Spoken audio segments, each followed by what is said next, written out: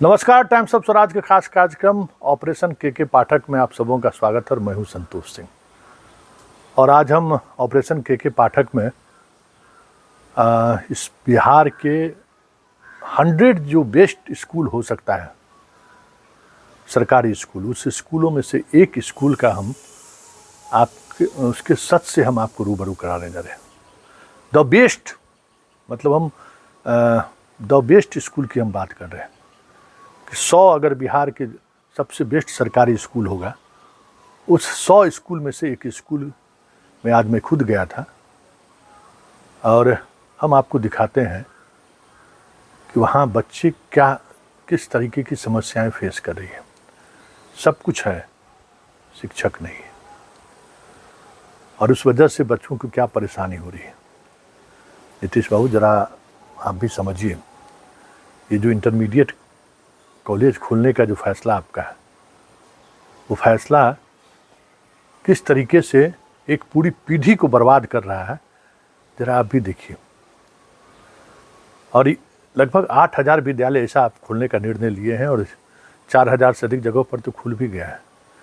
हम आपको आज एक ऐसे विद्यालय का सच दिखा रहे हैं जो टॉप, हम इसलिए कह रहे हैं कि सारा कुछ उस विद्यालय में मौजूद है और वहाँ के बच्चे क्या सोचते हैं, बच्चे किस दौर से गुजर रहे हैं, किस ट्रॉमा के दौर से गुजर रहे हैं।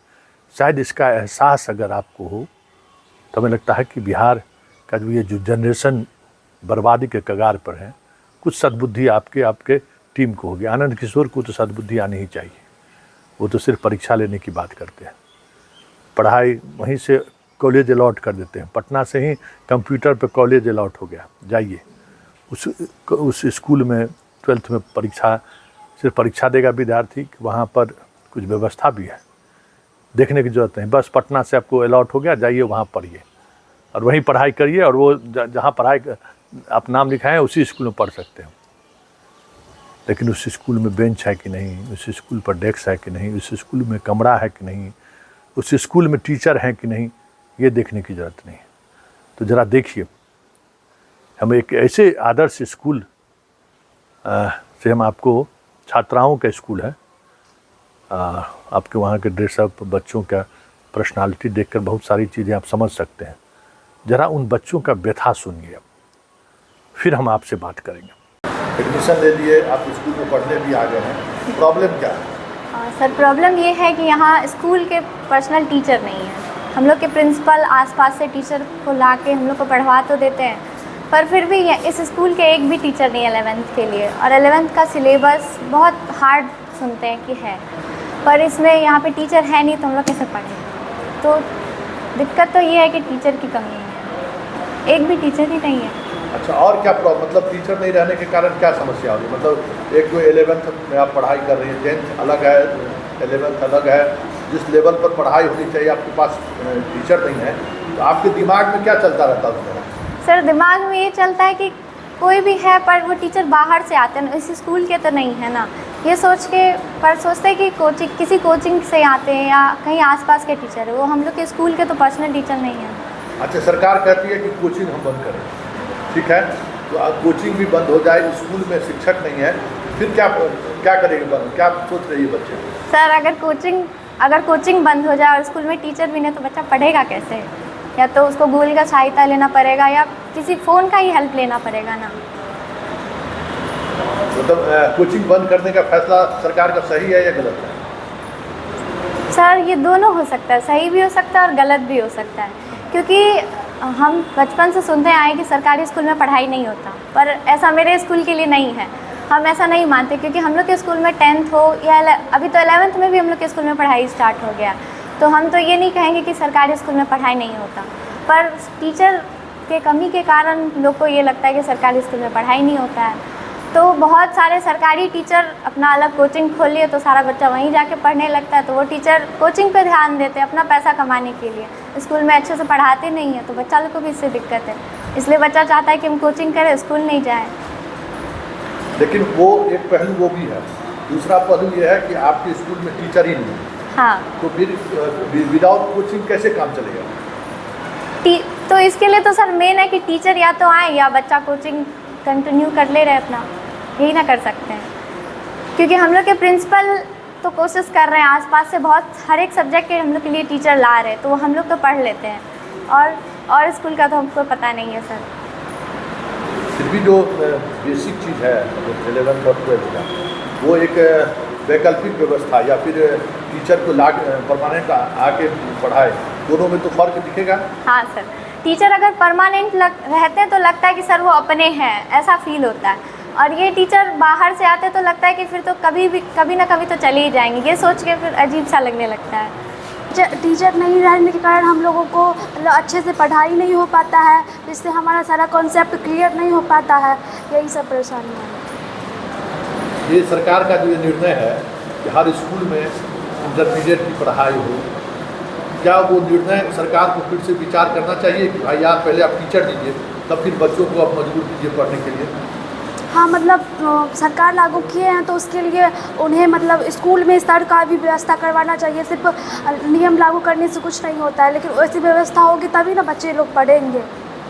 अभी क्या समस्या फेस कर रहे हैं? मतलब अभी स्कूल में टीचर नहीं है, जिससे हम लोगों को अच्छे से पढ़ाई उतना अच्छे से भी नहीं हो पाती है, और कॉन्सेप्ट भी क्लियर नहीं हो पाता है उतना क्लियर से। अच्छा, कोचिंग को लेकर जो हो रहा है कि कोचिंग भी बंद होना चाहिए, 75% अटेंडेंस भी होना चाहिए, और शिक्षक भी नहीं है।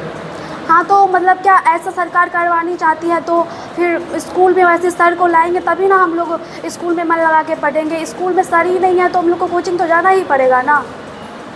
आप लोगों के शिक्षा विभाग के एक अधिकारी आए हैं के पाठक, वो चाहते हैं कि चीज़ें बदलें, लेकिन जो सुविधा उपलब्ध है स्कूल में, क्या इन सुविधा के सहारे मतलब एक बेहतर छात्र बनाया जा सकता है क्या?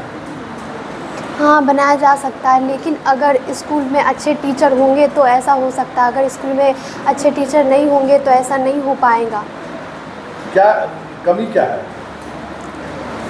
कमी यही है कि अभी स्कूल हम लोग आते हैं तो टीचर उतना नहीं आते हैं, और टीचर अगल बगल के आते हैं जो कि उनसे हम अच्छे से नहीं पढ़ पाते हैं।